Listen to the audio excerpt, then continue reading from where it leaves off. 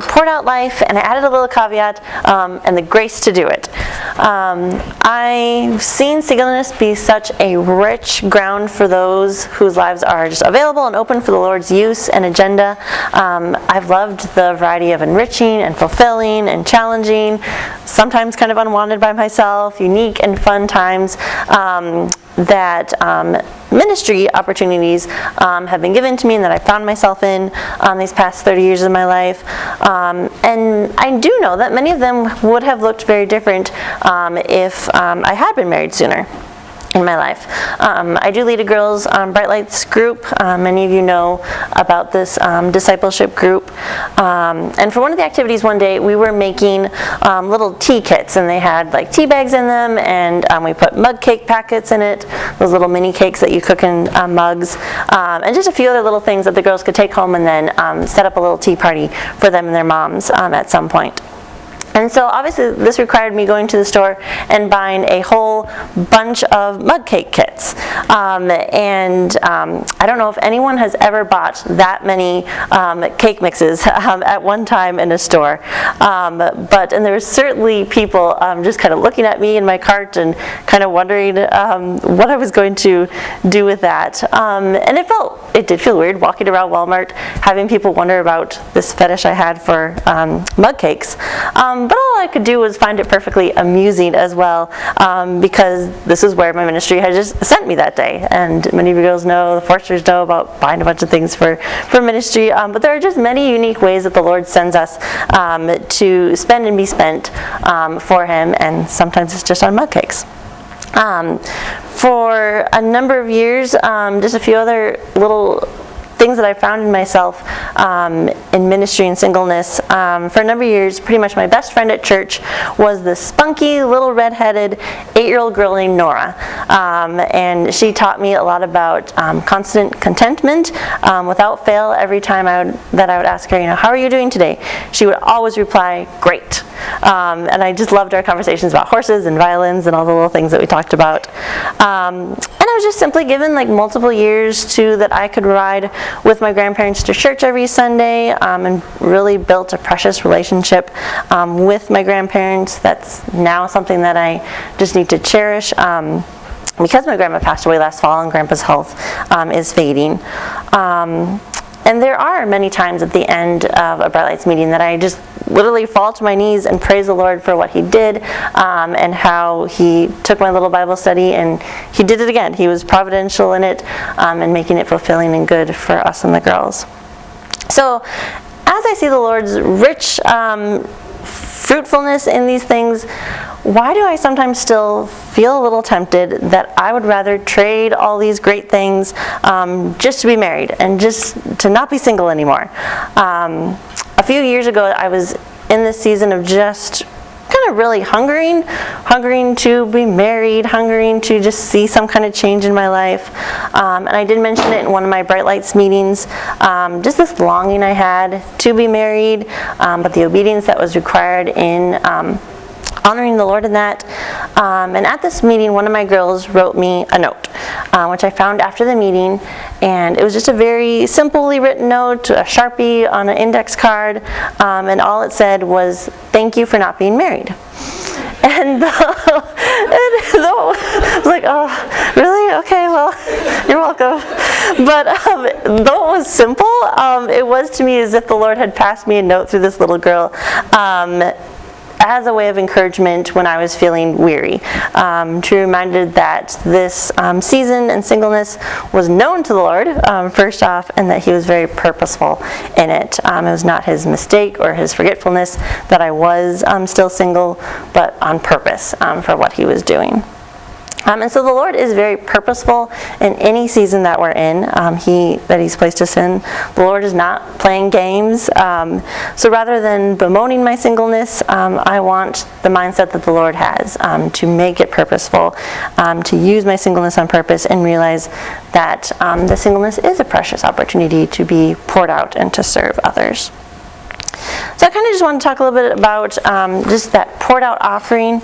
I'm going to look at Philippians 2:17 and 18 first off.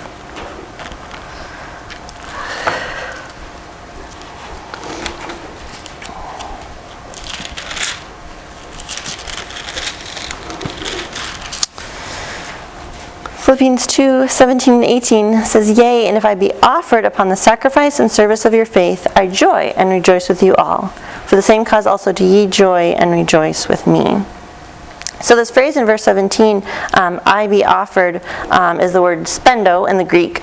It has this idea of being this poured out drink offering, as to devote, toss away, spend. This is a poured out life.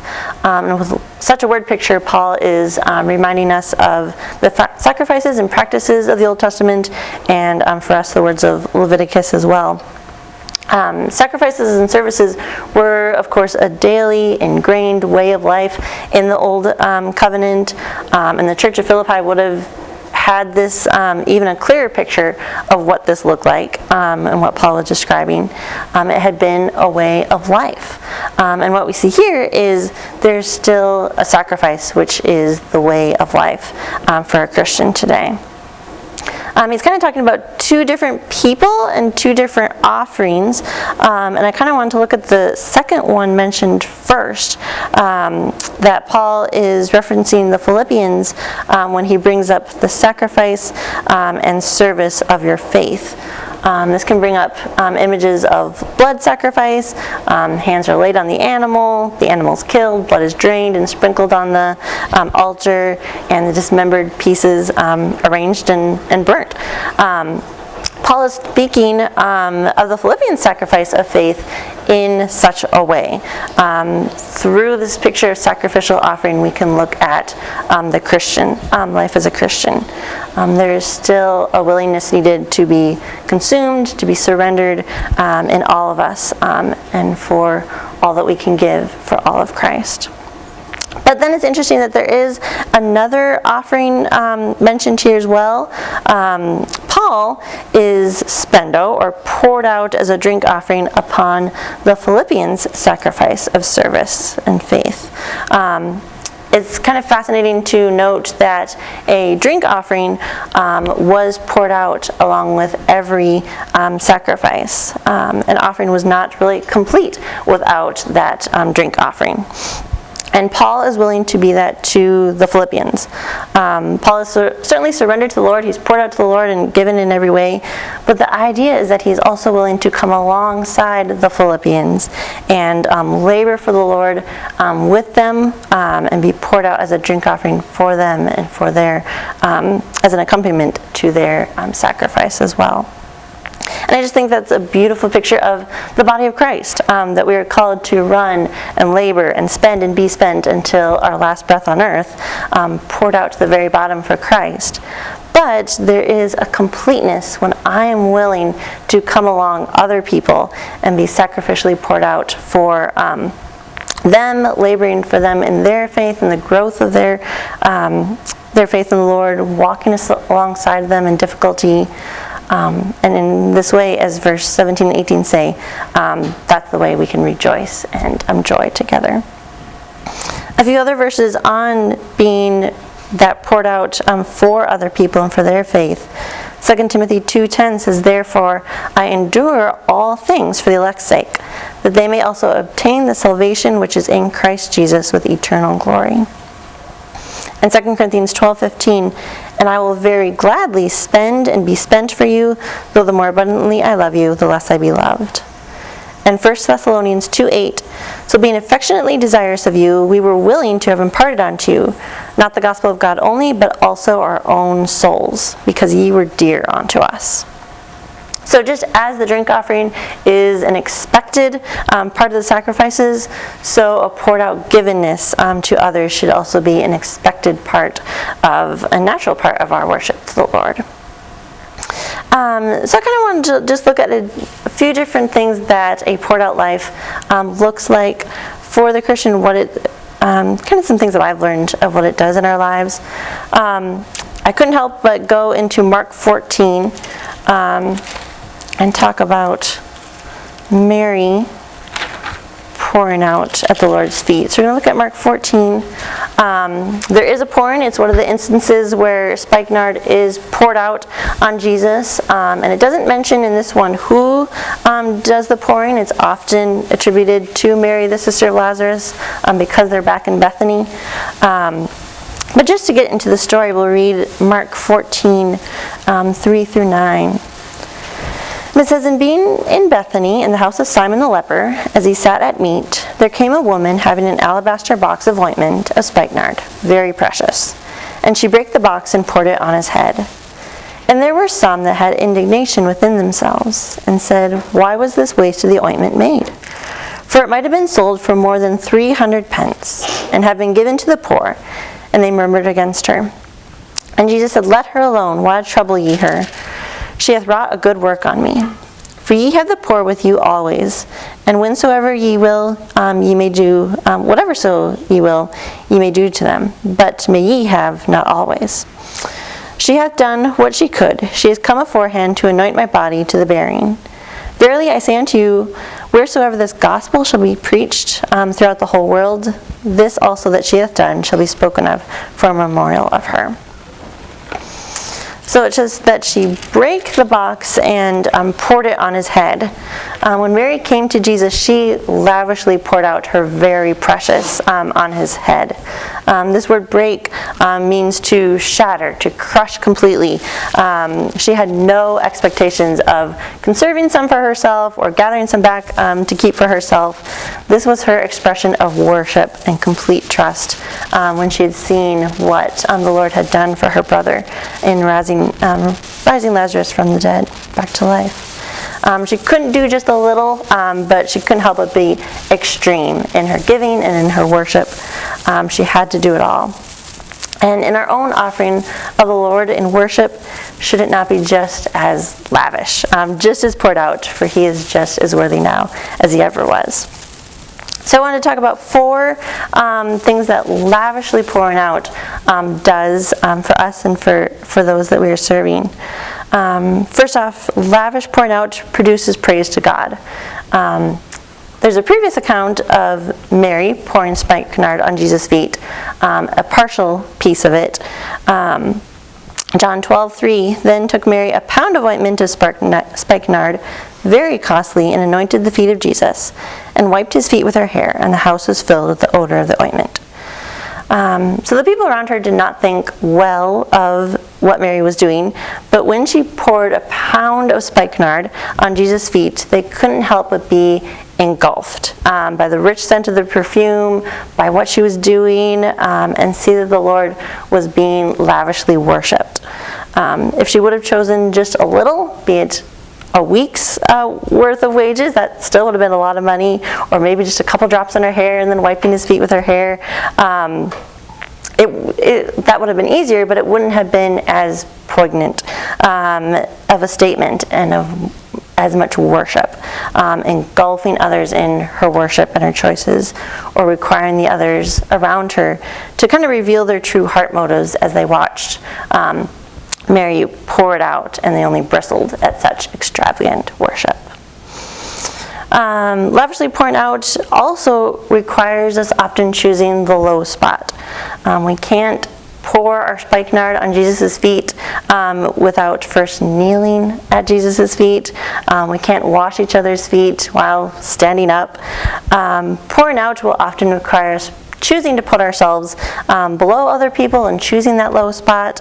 But we do know that water always runs to the lowest spot. So the grace of the Lord and his mercy will run to meet us there as we are there at his feet. Lavishly pouring out also exposes my idolatry. Usually the spikenard is described as a perfume and focuses on the cost of it over a year's wages, but it's intriguing to learn what this liquid really was, that it was more than just a perfume. Kind of listen to this list about spikenard. It says this Indian plant is a skin tonic, healing wounds and curing bacteria and fungal infection. It fights inflammation, the root to most diseases. It helps cure constipation and provides relief from insomnia, stress, and anxiety. It naturally lowers blood pressure. It maintains reproductive abilities and promotes hair growth, along with being a natural deodorant and perfume. Said to have a heavy and sweet, woodsy and spicy smell resembling the smell of moss. So it really is that kind of cure-all substance you would all love to have in our cabinet, and back in ancient times, it would have been a very precious thing to have. And so we can only imagine that when Lazarus was sick, Mary and Martha just ran to the substance right away. But it didn't work. Lazarus still died. Her cure-all potion had failed her. But as Mary took that which she had faith in and poured it on Jesus' head, she gave it up for that which can truly save her and her family. Growing up, a dear friend of mine had some of the best parties, whether they were just like giant volleyball games or square dancing or caroling or anything. I knew it would be loads of fun with many great people just kind of converging together and just all those great conversations and socialization. And it was also not lost on me that this seemed to be one of the best opportunities to meet and find my future husband. And so one of these such few parties a couple years ago, I was excited to join the big circle of people playing group games after dinner and get to know the other young women and young men who were there. I was ready to do, as Girl Defined mentioned in their video, I was ready to like insert myself into that group and meet some people. But right before the game started, I met this girl. And she kind of hooked on to me, and we started talking. And when the game started, she was not interested in, she was not ready to play group games. Instead, she just really wanted to talk. And she was just wanting to talk about ministry, about the Lord, about pretty much anything and everything. And I really didn't know how to escape. That's not really what I wanted to do. I wanted to join the group. I wanted to play the games. I wanted to socialize and honestly put myself out there and meet some people. But instead, the entire night, instead of being in the one group playing the games, I was over in the next room, hidden away, talking to this one girl all night, sipping our tea, and just chatting. And in the realm of hard yeses that the Lord calls Christians to do sometimes, this was a very small pouring out. But through it, the Lord was putting his finger on something. He asked me, see how you're viewing this group as a way for you to be seen, and see how you're viewing it as just the possible key to you being saved from becoming an old maid. How about you pour that opportunity out to me tonight? Will you pour out this precious desire that you have and the solution you think you might have to minister to this girl tonight?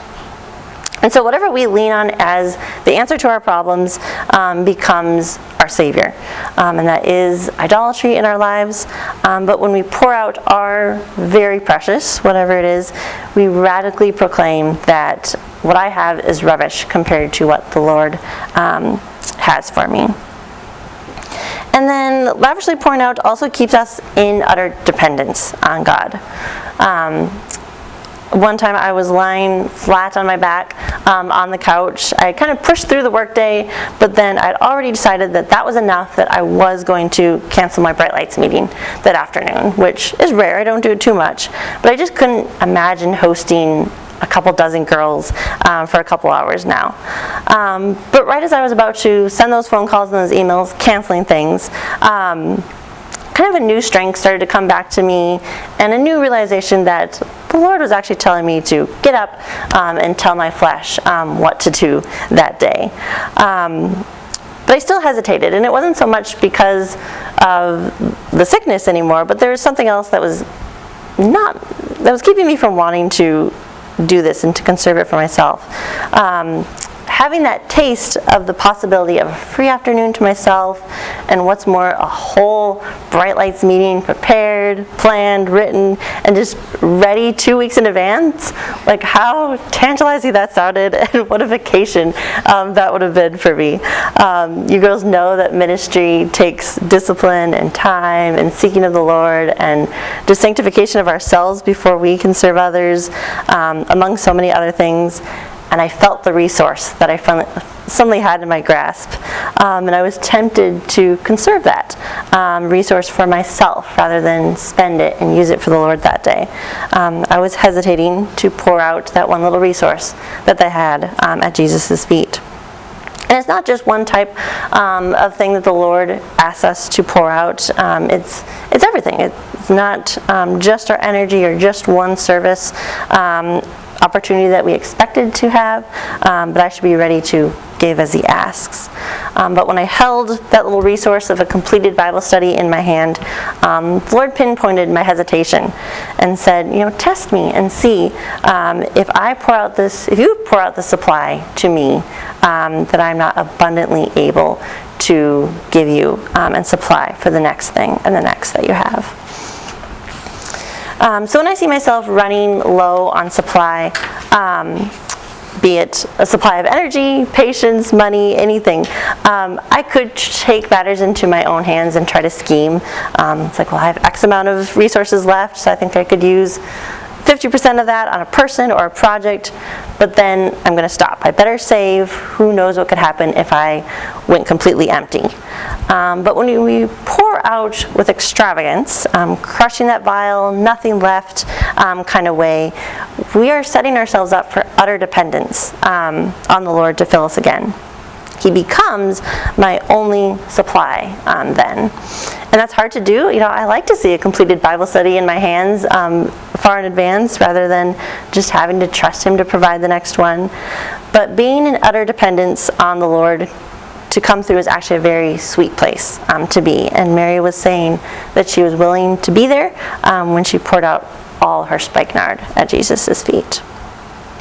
I like this quote from Lilias Trotter. She says, "It is a loss to keep when God says give." This may be kind of a hard truth to embrace at times when all I see is loss in the pouring out, but no matter the outcome I think I see, I am losing out when I hold back from the Lord, my very precious. So the world does not embrace being poured out as we do. Often instead it's proclaimed as foolishness. Even that warning, you can't pour from an empty cup, is repeated everywhere. And I regularly fought this idea. It's like, no, of course I can. Like, I'm a Christian. I can pour out. But for the sake of scientific fact, yes, it's true. We can't pour from an empty cup. But it's also scientifically true that we can only pour out what is in our cup. Like, no matter how much I wished that my cup of water that I have is sometimes a creamy vanilla delicious latte, is never going to be a latte when I put water into it, of course. And that's the trouble here, that when I'm cautioned you can't pour from an empty cup, the usual expectation is that I need self-care, self-indulgence, just turning off, and sometimes my favorite snacks too, to be filled up and to be ready to pour out for the next time. But if my filling up is mainly shutting off and focusing on myself, what's going to pour out is a very weak, human-oriented witness for Christ at best. And for ministry and for the spiritual battle we'll need actual spiritual sustenance that only the Lord can provide. And so for the second part, I kind of just wanted to talk about being poured out, but then I was excited to add on the grace to do it that the Lord gives. As we said, in the world's eyes, pouring out looks so extreme and distasteful, but one of the reasons is because it looks like a depletion. It looks like a loss. But I know a secret. I know God's grace. And this is the first thought that got me excited to do this, is getting to talk about that, yes, there is a pouring out, yes, there's a taking up our cross and following Him, but guess what? We have a supernatural, heavenly founded power and working in us that is there for us for every test. There is a grace for this. And so I'm going to turn to 2 Corinthians chapter 9. 6 through 15.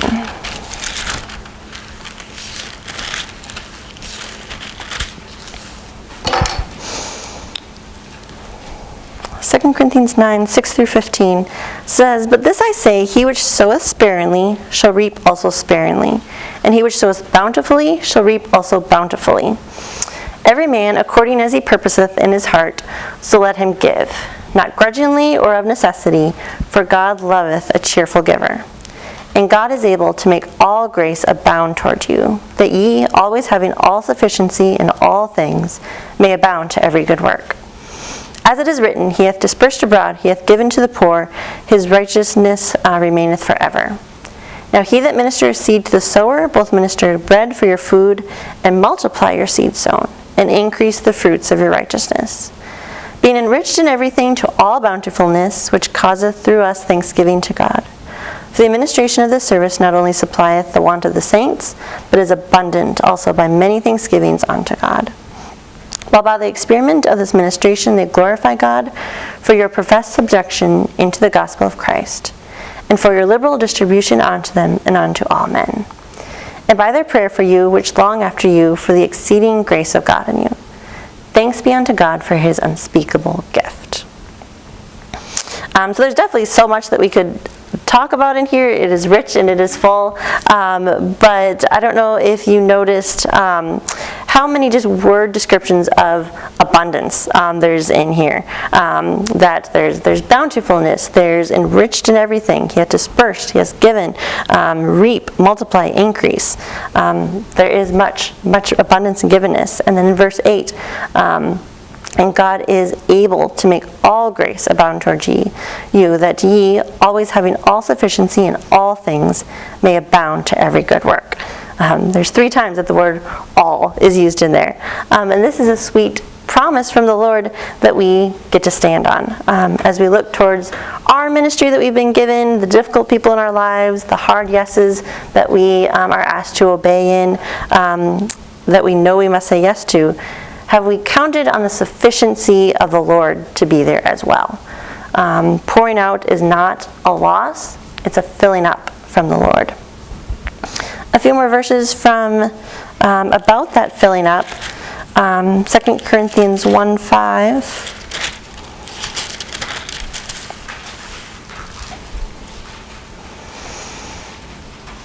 2 Corinthians 1:5, for as the sufferings of Christ abound in us, so our consolation also aboundeth by Christ. And Malachi 3:10.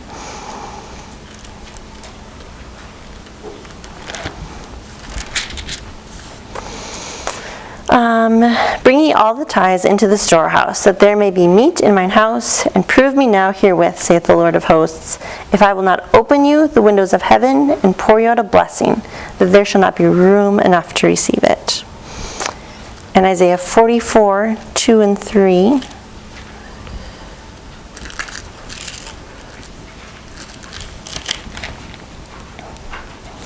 It says, thus saith the Lord that made thee, and formed thee from the womb, which will help thee. Fear not, O Jacob my servant, and thou Jeshurun, whom I have chosen, for I will pour water upon him that is thirsty, and floods upon the dry ground. I will pour my spirit upon thy seed, and my blessing upon thine offspring. So it's just a sweet thought that when we feel our supply is low, our tank is running dry, the Lord is telling us, fear not, my servant, for I will pour water upon him that is thirsty, and floods upon the dry ground. So we have a promise from the Lord that when we choose to be poured out, there's always in response a pouring out from the Lord that is overwhelmingly more than I could ever ask for, or more than I ever gave up. But just a little warning back in 2 Corinthians 9:6, as it says, but this I say, he which soweth sparingly shall reap also sparingly, and he which soweth bountifully shall reap also bountifully. So when I pour out, that's what I'm getting to see His all-sufficient supply. It's when the spikenard is gone that I really get to see Him as my healer and supplier. I just wanted to share a story of in my ministry when the Lord gave a gracious supply. This is kind of more a physical gracious supply, and I even more so want to just rejoice in the grace He gives in spiritual strength and ability. But this one was a sweet time that the Lord gave as well. It was the year 2020. I don't know if you girls remember life for you in 2020, your ministry, where you asked to be faithful to your God. This season of Bright Lights Ministry was hard for me. Minnesota usually had a little bit stricter COVID regulations than some of our neighboring states. So that much of 2020, there were regulations on how many people could meet in one home, and it was usually definitely smaller than the size of my Bright Lights group. So we went most of spring and summer without meeting. I kind of tried to brainstorm ways to keep my girls connected, for ways we could still kind of get in the Word together through like snail mail, just finding ways to still do things fun with them. And we did some different snail mail things, but it required more logistics than I expected on my part. And I would stress over, what were the right steps to go back into meeting, what would honor the mother's wishes, how could I still have an effective ministry, what choices were based off of fear, what choices were based off of foolishness, and I just kind of watched for those regular executive orders from the governor, just waiting to see when can we get back together in my home as well.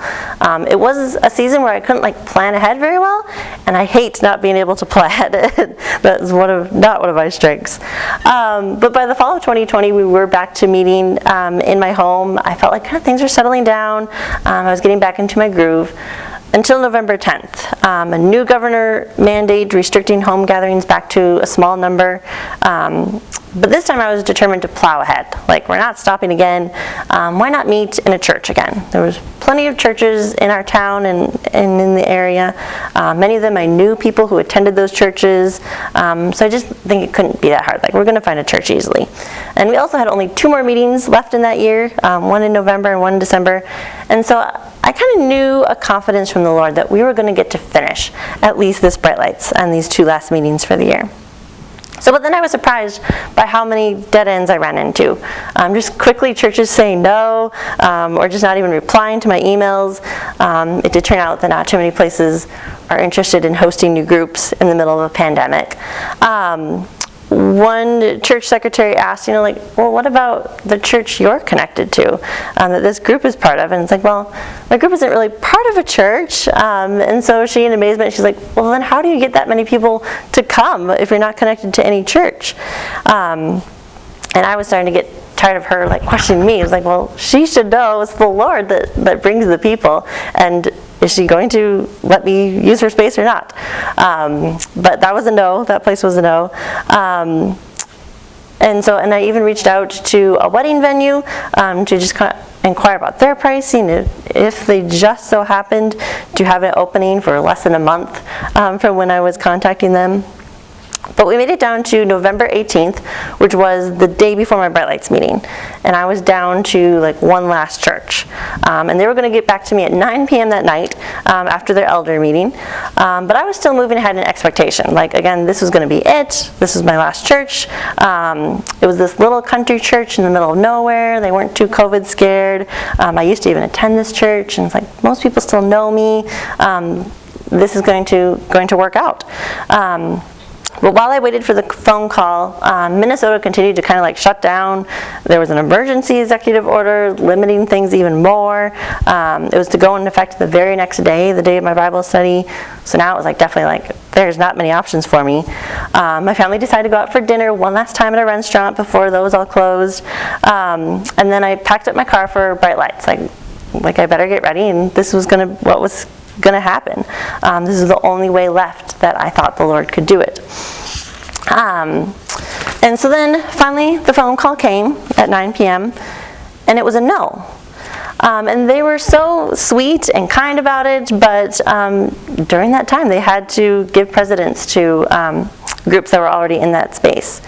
And I just started crying. I should have been relieved because I was done from the hunting and the searching and the asking and trying. But I was also kind of shaken in my faith. I was sure the Lord and I had this good relationship. I was sure that He was giving me a confidence that we were going to get these 2 last meetings in. And what had happened to that? We seemed to be done.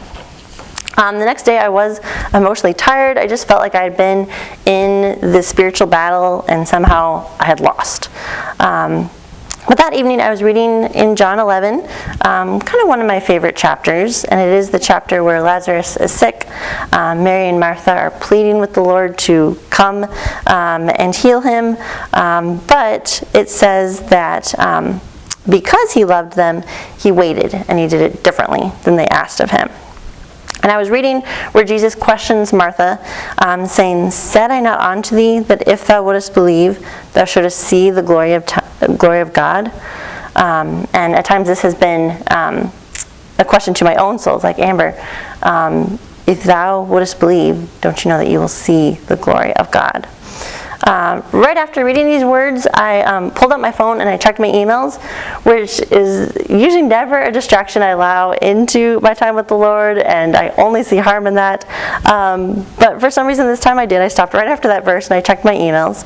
And what just had landed in my inbox was a return email from the wedding venue. Just this very simple email saying, "We would love to host your event," acting like they never doubted that within all of the things that were happening that they could still host me and have me.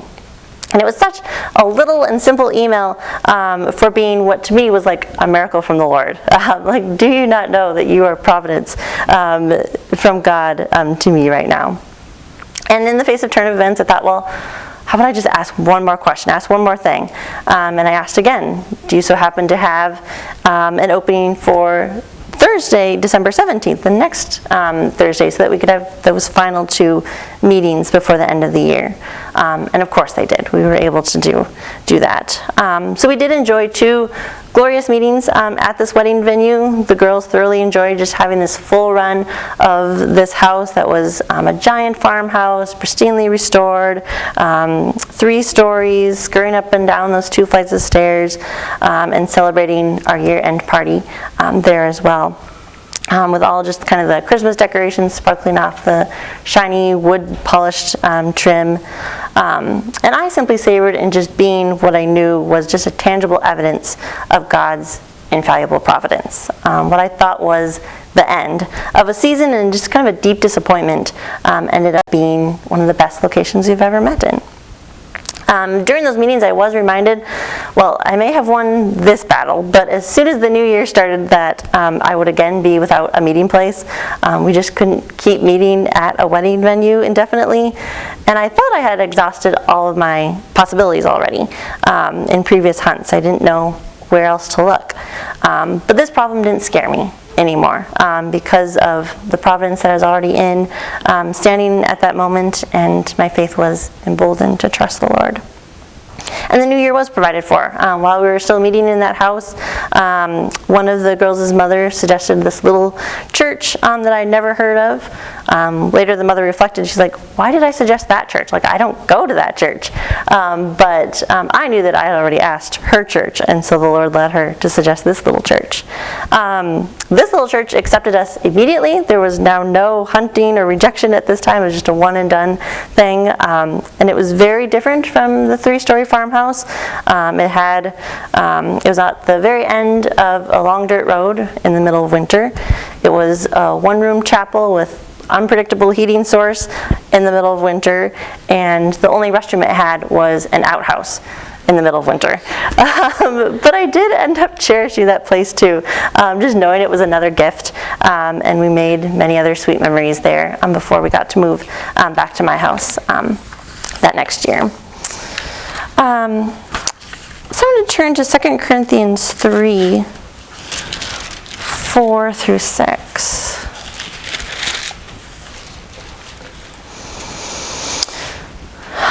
Second Corinthians 3, 4 through 6 says, "And such trust have we through Christ to Godward. Not that we are sufficient of ourselves to think anything as of ourselves, but our sufficiency is of God, who also hath made us able ministers of the New Testament, not of the letter, but of the Spirit. For the letter killeth, but the Spirit giveth life." So, as we've sung about, in ourselves we have insufficiencies for the task or the ministry before us. Whatever we pour out is also insufficient. On our own, we are pouring out loaves and fishes, a bottle of perfume, just our meager time and energy. And we kind of asked the Lord, like the disciples asked him, was like, what is this among so many, as they were handing over the fish and loaves to the crowd. But when we do place what we have in his hands, he does with it what only the Lord can do, to make it weighty and powerful for eternity. We never have to fear that he is going to take our very precious, our spikenard offering and drop it on the ground or make it useless. The Lord is gracious to take what we offer in his hands and multiply it tenfold, 100-fold, more than we ever could. So when we are scared to pour out and instead tempted to conserve and save for ourselves, when the ministry ahead of us looks tiring or daunting, have we forgotten that the grace of God will be there? That my sufficiency or competency to do a thing is always and will be of God. And his grace will meet us in our obedience. And that grace is certainly abundant. Mark 10, 29 through 30, just to finish seeing that abundant grace. Mark 10, 29 and 30, and Jesus answered and said, Verily I say unto you, there is no man that hath left house, or brethren, or sisters, or father, or mother, or wife, or children, or lands, for my sake and the gospel's, but he shall receive 100-fold now in this time houses, and brethren, and sisters, and mothers, and children, and lands, with persecutions, and in the world to come eternal life. And a reminder back to 2 Corinthians 9:8, and God is able to make all grace abound toward you, that ye always having all sufficiency in all things may abound to every good work. Let's finish with prayer. Dear Lord, thank you so much that your grace always abounds, and that you do meet us with sufficiency for everything, for every ministry that you've given to us, every person that you've given to us to serve. So Lord, let us be willing to abound and to pour and to just go after the ministry that you've given us, and to not think of it as just a loss to ourselves. That you will give us the grace to continue on in ministering our whole lives wherever you meet us. Don't let us slow down. Let us keep following you, hungering after you, and just thank you for how good you are. Guide us and bless us in these ministries. And bless the Forsters for how good they are to us. In Jesus' name, amen.